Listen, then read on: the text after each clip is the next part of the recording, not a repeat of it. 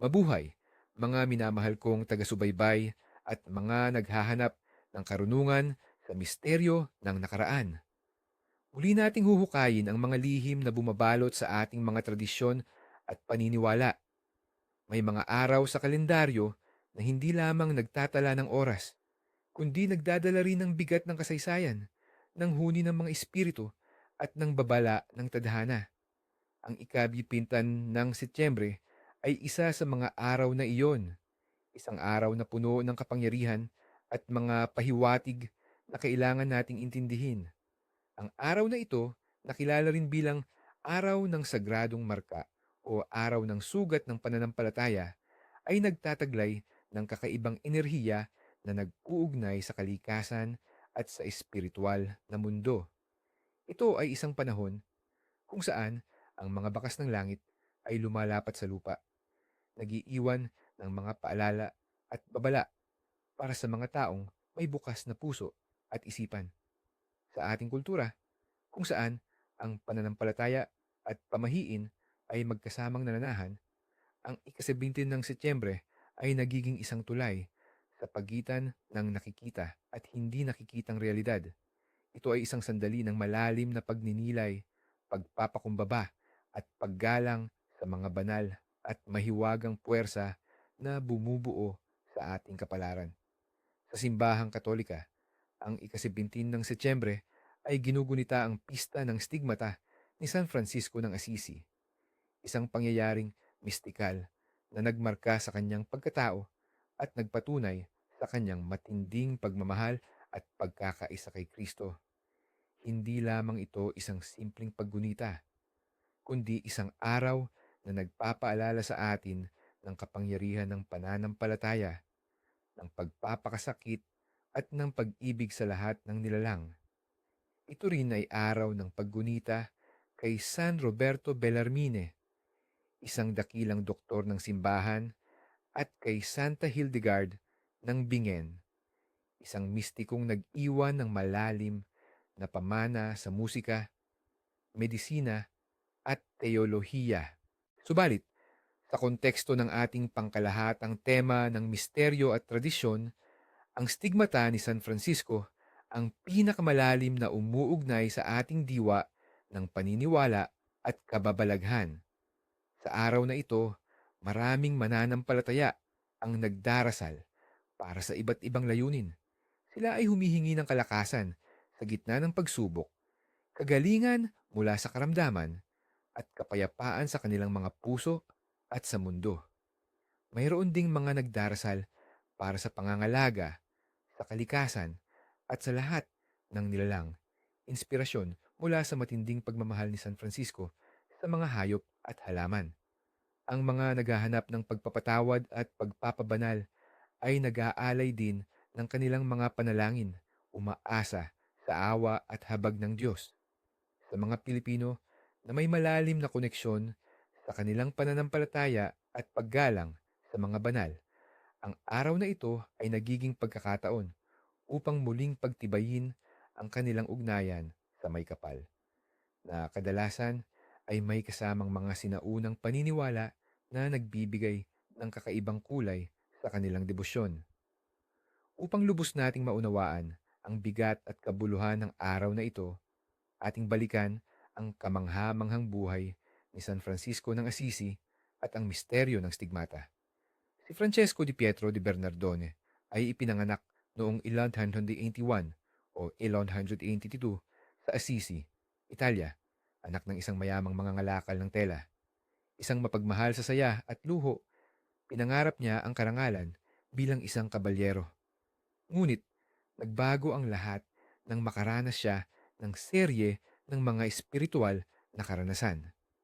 Sa isang pagkakataon, habang nagdarasal sa simbahan ng San Damiano, narinig niya ang tinig ni Kristo mula sa krus na nagsasabing, Francisco, tingnan mo ang simbahan ko na gumuguho. Ayusin mo ito. Sa simula, inakala niya na ang simbahan na ito ay literal na istruktura. Ngunit kalaunan ay naunawaan niyang ang tinutukoy ay ang simbahan mismo, na nangangailangan ng espiritual na pagbabago Ang kaganapang ito ay nagtulak kay Francisco na talikdan ang kanyang marangyang pamumuhay. Ibinigay niya ang lahat ng kanyang ari-arian, maging ang kanyang mga damit, sa harap ng kanyang ama at ng obispo ng Assisi, bilang tanda ng kanyang kumpletong pagsuko sa Diyos. Mula noon, pinili niya ang buhay ng kahirapan, paglilingkod sa mga dukha, at pag-aalaga sa mga may sakit, lalo na sa mga kitongin, na nooy kinatatakutan ng marami. Siya ang nagtatag ng order ng mga friar minor, na kilala rin bilang mga Fransiskano, na nakatuon sa pagpapakumbaba, kahirapan, at pag-ibig sa kapwa. Kilala rin siya sa kanyang matinding pagmamahal sa kalikasan at sa lahat ng nilalang.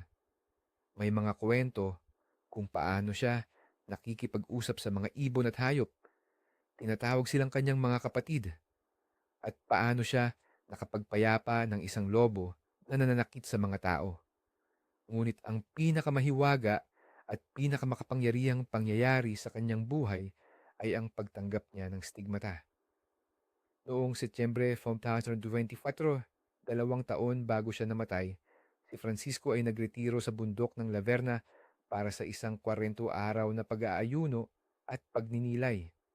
Habang siya ay malalim na nagdarasal at nag-iisip sa pagpapakasakit ni Kristo, ninais niyang maranasan ng sakit at pag-ibig na naranasan ng tagapagligtas. Sa isang umaga, habang nakaluhod siya, isang kakaibang nilalang ang lumitaw sa kalangitan. Isang anim na pakpak na anghel, isang seraph na ay pinako sa krus. Ang mukha nito ay puno ng kagandahan at matinding kalungkutan. Sa pagtanaw ni Francisco sa seraph, nakaramdam siya ng malaking kagalakan, ngunit kasabay nito ay matinding sakit. Habang nagaganap ang pangitain, nagkaroon ng mga sugat sa kanyang mga kamay, paa, at sa tagiliran, ang mga marka ng stigmata, nakapareho ng mga sugat ni Kristo sa krus. Ang mga sugat sa kanyang mga kamay at paa ay mayroong mga buto na gawa sa laman at kartilago, na tila mga pako na nakalagay sa gitna ng kanyang mga palad at likod ng kanyang mga kamay at sa ibabaw ng kanyang mga paa. Ang sugat sa kanyang tagiliran ay madalas dumudugo. Ang mga markang ito ay nagbigay sa kanya ng matinding sakit, ngunit tinanggap niya ito ng may pagpapakumbaba at kagalakan, bilang tanda ng kanyang pakikipag-isa sa pagpapakasakit ni Kristo. Sinikap niyang itago ang mga sugat na ito, ngunit matapos siyang pumanaw, natuklasan ng kanyang mga kasamahan ang mga banal na marka. Ang stigmata ni San Francisco ay nanatiling isang misteryo at isang patunay ng kapangyarihan ng pananampalataya at ng malalim na ugnayan sa Diyos. Sa Pilipinas, kung saan ang pagpapakasakit ni Kristo ay sentro ng debosyon, ang kwento ni San Francisco at ng kanyang stigmata ay lalong nagbibigay ng inspirasyon. Ito ay nagpapaalala sa atin ng kahalagahan ng pagtitiis, pagpapakumbaba, at pagmamahal sa kapwa at sa lahat ng nilalang, sa kabila ng anumang pagsubok. Ang mga sugat ni San Francisco ay hindi lamang simbolo ng sakit, kundi ng pag-ibig na handang magsakripisyo, isang pag-ibig na nagbibigay buhay at pag-asa. Ngayon, dumako tayo sa mga signos ng kapalaran, ang mga pahiwatig na ibinibigay ng araw na ito sa ating buhay. Mga pamahiin, folk beliefs.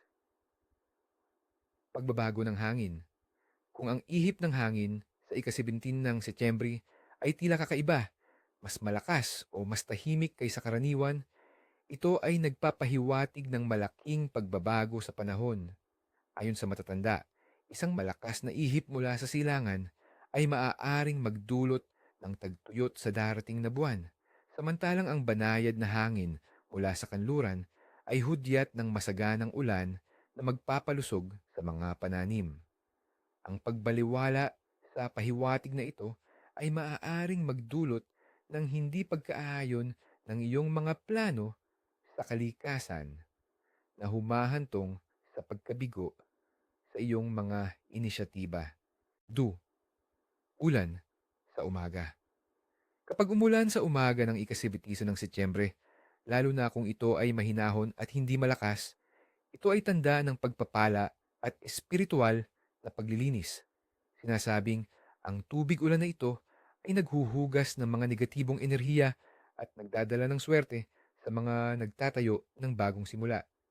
Ang hindi pagpunana sa ulan at pagtatago sa halip na pagtanggap nito ay maaaring magpahina ng iyong koneksyon sa mga pagpapala ng araw na ito. Triw, huni ng mga hayop. Kung maririnig mo ang kakaibang huni o ingay ng mga hayop, lalo na ng mga ibon o ligayaw na pusa at aso, sa araw na ito ay isang mensahe mula sa kalikasan. Ang malakas na huni ng ibon ay tanda ng magandang balita o darating na bisita.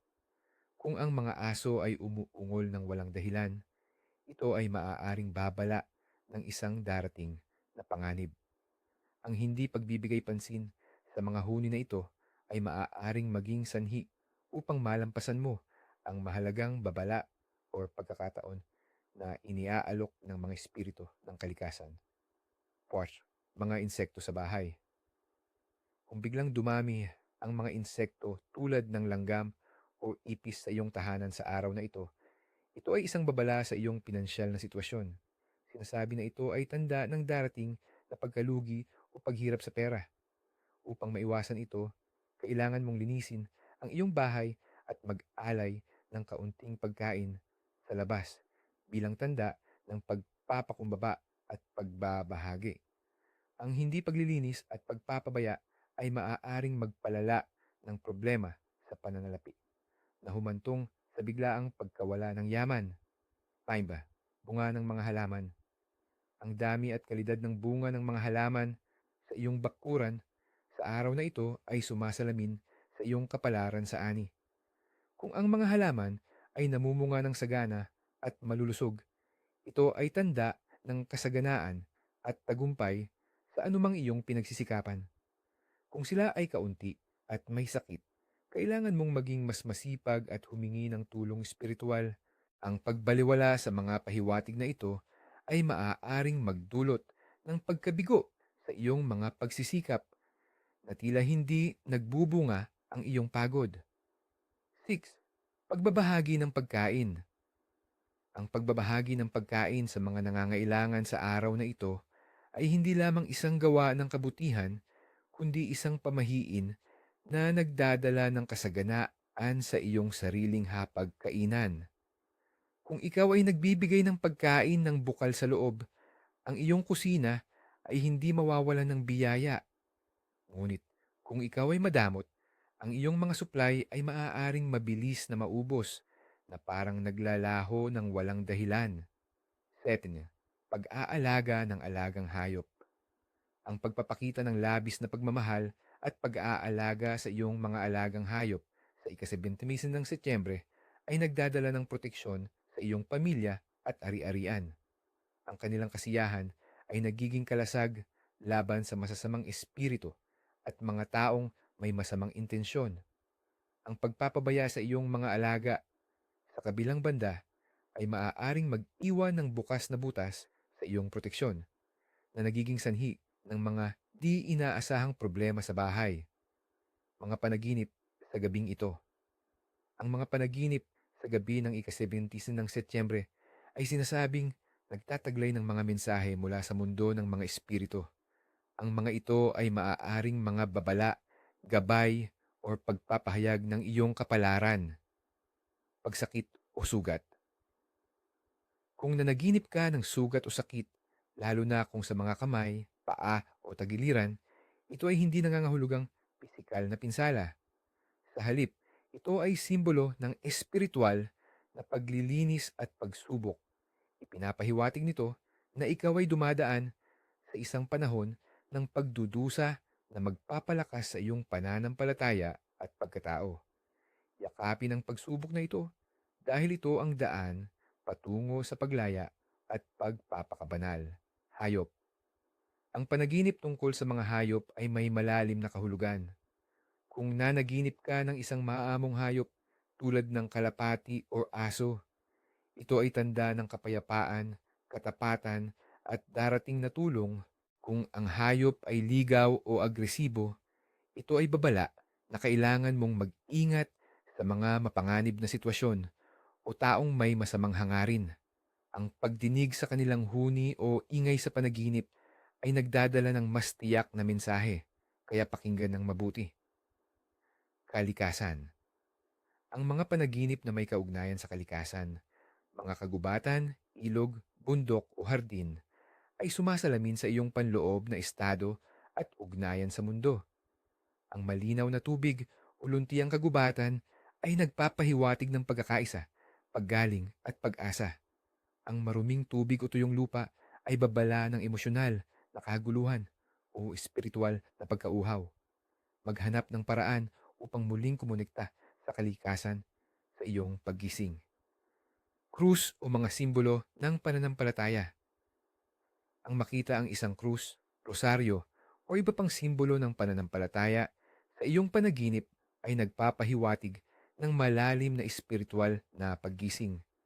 Ito ay paalala na ang iyong pananampalataya ang iyong sandigan sa mga pagsubok. Kung ang simbolo ay nasira o nawawala, ito ay tanda na kailangan mong muling palakasin ang iyong espiritual na buhay at hanapin ang iyong sentro. Liwanag o kadiliman. Ang matinding liwanag sa panaginip ay simbolo ng paggabay, katotohanan, at presensya ng banal. Ito ay tanda ng pag-asa at positibong pagbabago. Ang kadiliman, sa kabilang banda, ay maaaring magpahiwatig ng kalituhan, takot, o mga hindi nalutas na problema. Ito ay isang paalala na harapin ang iyong mga takot at hanapin ang liwanag sa iyong sarili. Mga ipinanganak sa araw na ito. Ang mga ipinanganak sa ika-17 ng Setyembre ay sinasabing nagtataglay ng kakaibang kombinasyon ng sensitibidad at katatagan na inspirasyon mula sa mga banal na ginugunita sa araw na ito. Sila ay mayroong malalim na empatya na nagpapahintulot sa kanila na maunawaan ang damdamin ng iba sa isang natatanging paraan. Sila ay likas na mapagbigay at handang magsakripisyo para sa kapakanan ng kanilang mga mahal sa buhay at sa mas malaking kabutihan. Sa kanilang mga puso ay nananahan ang isang sining at pagiging malikhain na nagpapakita sa iba't ibang anyo, musika, pagsusulat, pagpipinta, o paghahanap ng kagandahan sa pang-araw-araw na buhay. Mayroon silang malalim na pagpapahalaga sa kalikasan at madalas ay nakakahanap ng kapayapaan at inspirasyon sa labas. Sila ay mga idealista na naniniwala sa kapangyarihan ng kabutihan at pagmamahalan upang baguhin ang mundo. Gayunpaman, ang kanilang sensitibidad ay maaari ring maging kanilang kahinaan na nagpapahintulot sa kanila na madaling masaktan ng pagkabigo o pagtataksil. Kailangan nilang matuto na protektahan ang kanilang mga puso at magtakda ng malusog na mga hangganan. Ang kanilang tadhana ay madalas na nakatali sa paglilingkod sa iba at sa paghahanap ng espiritual na katuparan. Mga ipinagdiriwang name day. Sa araw na ito, ipinagdiriwang ang mga pangalang may kaugnayan sa mga banal na ginugunita tulad ng Francisco, Francisca, Roberto, Roberta, at Hildegard. Si Francisco, halimbawa, ay karaniwang mayroong kalmadong disposisyon ngunit malalim na pananampalataya. Sila ay mayroong likas na pag-ibig sa kalikasan at mga hayop. Kadalasan, sila ay mapagpakumbaba, mapagbigay, at may kakayahang maging leader na nagbibigay inspirasyon sa pamamagitan ng kanilang pagiging halimbawa kaysa sa pagiging dominante.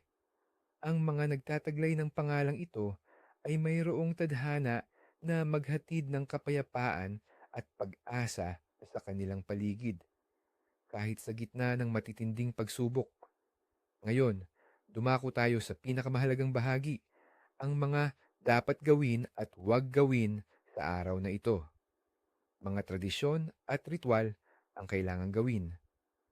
Ang ika-17 ng Setyembre ay isang araw na puno ng oportunidad para sa espiritual na paglago at pagpapakabuti. Ang mga ritual na ito ay nagbibigay daan upang kumonekta sa mga banal na enerhiya ng araw at makamit ang pagpapala. 1. Ritual ng pag-aalay ng kapayapaan at pag-aalaga sa kalikasan. Layunin: upang magkaroon ng panloob na kapayapaan, pagkakaisa sa kalikasan, at upang humingi ng pagpapala para sa mundo at sa lahat ng nilalang.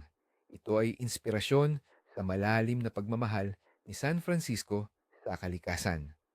Mga kailangan: isang puting kandila, isang maliit na halaman sa paso o sariwang bulaklak, at isang baso ng malinis na tubig. Kailan at paano gawin? Sa pagsikat ng araw o bago lumubog ang araw. Pumili ng isang tahimik na lugar sa iyong bahay o hardin kung saan maaari kang makapag-isa. Ilagay ang kandila, halaman, at tubig sa harap mo. Sindihan ang kandila, isara ang iyong mga mata, at huminga ng malalim. Iniisip ang kapayapaan at pagkakaisa. Habang nakapikit, biswalisahin ang isang luntiang kagubatan o isang malinaw na ilog. Dasal, tuwang, salita. Bulungin ang mga sumusunod. O banal na espiritu ng kapayapaan, San Francisco, gabayan ninyo ako. Naway ang kalikasan ay manatiling buhay at ang puso ko'y mapuspos ng pag-ibig. Naway ang aming mundo ay lumaya sa sakit at gulo at ang lahat ng nilalang ay makaranas ng kapayapaan. Amen. Pagkatapos, hayaan ang kandila na masunog hanggang sa matapos, kung ligtas, o patayin ito at itago. Ilagay ang tubig sa halaman at panatilihin ang halaman bilang paalala ng iyong panalangin. Ang ritual na ito ay nagpapalakas ng iyong koneksyon sa kalikasan at nagdadala ng kapayapaan sa iyong tahanan. 2. Ritual ng pagbabahagi at paglilimos, gawa ng kabutihan. Layunin: upang magkaroon ng biyaya sa pananalapi at spiritual na kasaganaan sa pamamagitan ng pagbibigay. Ito ay sumasalamin sa Fransiskanong diwa ng kahirapan at pagbabahagi. Mga kailangan: kaunting pagkain tulad ng kanin, tinapay, prutas, o lumang damit na maayos pa, o maliit na halaga ng pera. Kailan at paano gawin? Sa anumang oras ng araw, lumabas at hanapin ang mga taong nangangailangan, mga pulubi, mga bata sa lansangan, o matatanda. Magbigay ng bukal sa loob ng walang pag-aalinlangan. Maaari ding mag-donate sa mga charitable institution. Ang mahalaga ay ang intensyon ng pagbibigay. Dasal, salita. Habang nagbibigay, bulungin. Sa pagbibigay ko ay tatanggap ako. Sa pagmamahal ko ay pagmamahal ang bubungad sa akin. Naway ang biyayang ito ay bumalik ng sandaang ulit para sa kapakanan ng lahat. Pagkatapos, huwag asahan ng kapalit, kundi damhin ang kagaanan at kasiyahan sa iyong puso. Ang gawaing ito ay nagbubukas ng mga pintuan ng biyaya sa iyong buhay at nagpapadala ng positibong enerhiya sa iyong kapalaran. 3. Ritual ng pagpapala sa mga hayop. Layunin: upang humingi ng proteksyon at pagpapala para sa iyong mga alagang hayop at upang ipakita ang paggalang sa lahat ng nilalang. Inspirasyon mula sa pagmamahal ni San Francisco sa mga hayop. Mga kailangan: isang baso ng malinis na tubig, isang maliit na sanga ng halaman o bulaklak, at ang iyong alagang hayop kung mayroon. Kung wala, maaaring magbigay ng pagkain sa ligaw na hayop.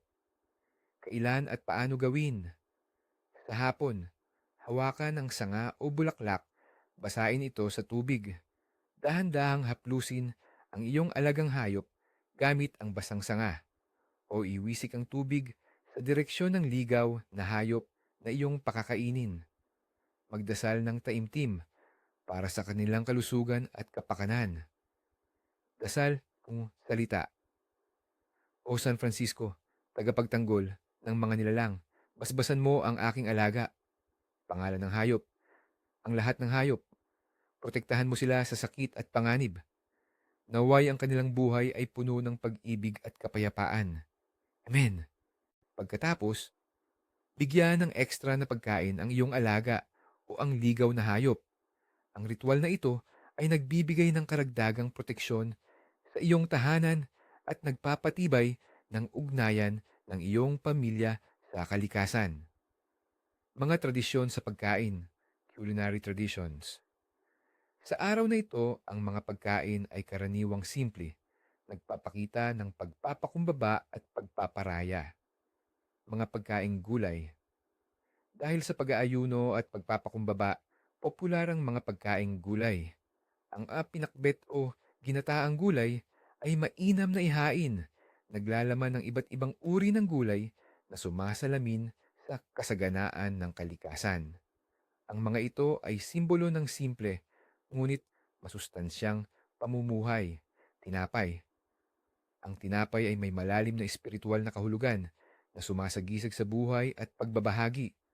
Ang paghahanda ng simpleng tinapay tulad ng pandesal o monay at pagbabahagi nito sa pamilya at kapitbahay ay isang tradisyon na nagpapatibay ng ugnayan at nagdadala ng biyaya. Ang bawat piraso ng tinapay ay nagpapaalala sa atin ng kahalagahan ng pagbibigay at ang pagiging sapat sa simple. Prutas. Sariwang prutas, lalo na ang mga lokal at seasonal, ay inihahain bilang tanda ng pasasalamat sa mga biyaya ng kalikasan. Ang pagkaing ito ay nagpapaalala sa atin ng pagiging organiko at natural sa ating pamumuhay, isang pagpupugay sa diwa ni San Francisco. Mga pangunahing bawal sa araw na ito ang hindi dapat gawin. Ang paglabag sa mga bawal na ito ay maaaring magdulot ng hindi magandang kapalaran, pinsala, o pagkawala ng biyaya. Mahalagang sundin ang mga ito upang mapanatili ang kapayapaan at proteksyon. 1. Huwag saktan o abusuhin ang mga hayop. Ang araw na ito ay para kay San Francisco, ang patron ng mga hayop. Ang pananakit, pag-abuso, o pagpapabaya sa anumang hayop ay nagdadala ng matinding malas at maaaring magdulot ng seryosong karamdaman sa sarili o sa miyembro ng pamilya. Ito ay parusa mula sa kalikasan na nagbabawi ng iyong kapayapaan at kalusugan. Ayon sa matatanda, ang pagbalewala sa kapakanan ng mga hayop ay magbubunga ng pagkalugi sa iyong mga pinagkukunan sapagkat ang mga hayop ay simbolo ng biyaya at kasaganaan. 2. Huwag maging sakim o mag-aksaya ng pagkain. Ang pagiging labis na sakim, pag-iimbak ng higit sa kailangan, o pag-aaksaya ng pagkain ay nagdudulot ng kakulangan sa darating na panahon. Ang sino mang mag-aksaya ng pagkain sa araw na ito ay maaaring makaranas ng matinding gutom o kakulangan sa hinaharap dahil ang pagkain ay simbolo ng pagiging sapat at pagbabahagi. Ang pagwawalang bahala sa mga biyayang ito ay nagbubunga ng paghina ng iyong lucky streak o ang daloy ng swerte sa iyong buhay. 3. Huwag magsimula ng away o magtanim ng galit. Ang ika-17 ng Setyembre ay araw ng kapayapaan at pagpapakumbaba. Ang pagsisimula ng anumang uri ng away, pagtatalo o pagtatanim ng galit sa kapwa ay nagpapatawag ng negatibong enerhiya na mananatili sa iyong tahanan at buhay. Sinasabing ang sino mang gagawa nito ay makakaranas ng matinding paghihirap sa relasyon at patuloy na gulo sa pamilya. Ang mga hidwaan na sinimulan sa araw na ito ay mahirap ayusin at maaaring magdulot ng pangmatagalang kapaitan. 4. Huwag kalimutan ang mga nangangailangan. Ang pagbaliwala sa mga pulubi, mga nangangailangan o sinumang humihingi ng tulong ay nagdudulot ng pagkawala ng mga biyaya. Kung ikaw ay may kakayahang tumulong ngunit tumanggi, ang iyong sariling mga pangangailangan ay maaaring hindi rin matugunan sa hinaharap. Ang pagdadamot ay nagiging dahilan ng paglayo ng swerte at kasaganaan na tila binabaliwala ka rin ng kapalaran sa oras ng iyong pangangailangan. 5. Huwag magyabang o magmataas. Ang pagpapakita ng labis na pagmamataas, pagmamayabang sa iyong yaman o kapangyarihan ay nagdudulot ng pagkabigo at kahihiyan. Sinasabing ang sino mang magyabang sa araw na ito ay babagsak at mawawala ng dignidad. Ang mga espiritu ay hindi pabor sa mga taong may mataas na tingin sa sarili at maaaring magpadala ng mga pagsubok upang ipaalala sa iyo ang kahalagahan ng pagpapakumbaba. Ang kababaang loob ay susi sa patuloy na biyaya. Huwag magsalita ng masama o magtsismis. Ang pagkakalat ng tsismis, paninira ng reputasyon o pagsasalita ng masama tungkol sa iba ay nagdadala ng masasamang espiritu sa iyong bibig at sa iyong buhay. Ang mga salitang ito ay babalik sa iyo ng 3 beses na mas matindi. Ang sino mang magtsismis sa araw na ito ay makaranas ng sariling problema sa komunikasyon na maaaring humantong sa pagkasira ng mga relasyon o hindi pagkakaunawaan. Ang pagiging malinis sa dila ay nagdudulot ng kalinawan sa isip at puso. 7. Huwag mag-indulge sa labis na kaligayahan or material na bagay. Ang araw na ito ay para sa pagninilay at pagpapakumbaba. Ang labis na pag-indulge sa mga material na bagay, mamahaling gamit, o labis na kasiyahan ay nagdudulot ng paglayo sa espiritual na mundo at nagpapahina ng iyong proteksyon. Ang pagpapahalaga sa mga luho sa araw na ito ay maaaring magdulot ng biglaang pagkawala ng pera o pagkasira ng mga ari-arian na tila pinapaalalahanan ka ng kalikasan na ang tunay na halaga ay hindi nasa material. 8. Huwag gumawa ng maruming gawain sa bahay. Iwasan ang paglilinis ng bahay ng masinsinan, lalo na ang pagwawalis ng dumi palabas paglubog ng araw.